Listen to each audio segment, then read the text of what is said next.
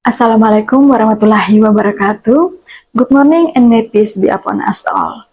The Honorable Ladies and Gentlemen, first of all, let us express our gratitude to the Almighty God, for it is by His grace that we are able to gather here today in good health. Honorable audience, based on the latest information I obtained from Compass.com, the World Economic Outlook April 2025 edition released by the International Monetary Fund or IMF projects that Indonesia's unemployment rate will reach 5.0% in 2025. The question is, why is Indonesia always closely associated with a concerning unemployment rate year after year? I'm Bernadette Christopher Teme. Today we will talk about unemployment in Indonesia. The Honorable Ladies and Gentlemen, Indonesia's unemployment rate fluctuates each year. This happens due to various factors, such as the imbalance between the labor force and available job opportunities, educational gaps, skill mismatches, technological advancement, and economic shifts. Back in our grandparents' time, life was simpler. People worked in the fields, traded in the markets, or labored at the ports. There was no need for fancy diplomas. What mattered was the will to work and physical strength. Everyone knew their role and everyone had a plan to survive. And then came the era of development. Job opportunities expanded. Factories were built. Office stores rose.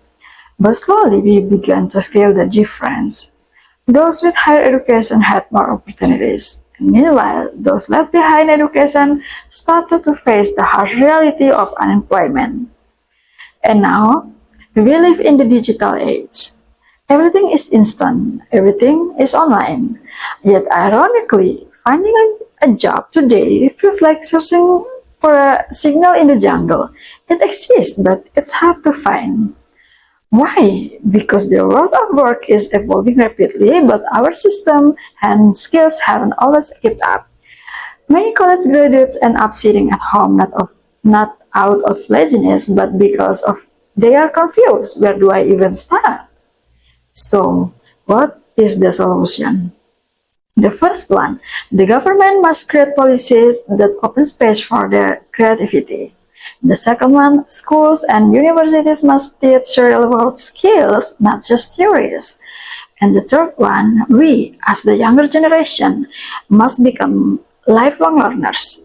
Don't wait for opportunities, create them. Build a business, become a freelancer, join trainings or internships. Even learning something new from YouTube can be a path. Ladies and gentlemen, unemployment is not the end of the everything.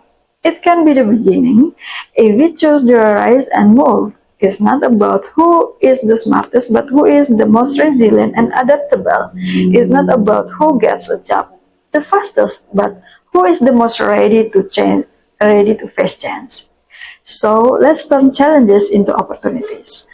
Not later, but starting now. Thank you.